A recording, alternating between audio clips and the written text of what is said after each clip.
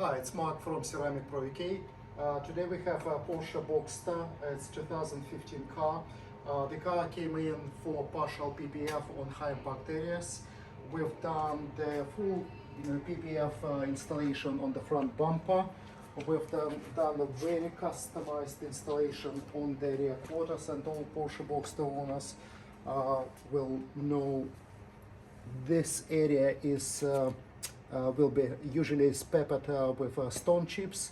So we've removed the vents, we've got them Ceramic Pro coated inside and outside, and the PPF actually goes underneath the plastic trim to protect this edge fully. We've also done the custom installation of PPF on the rear bumper.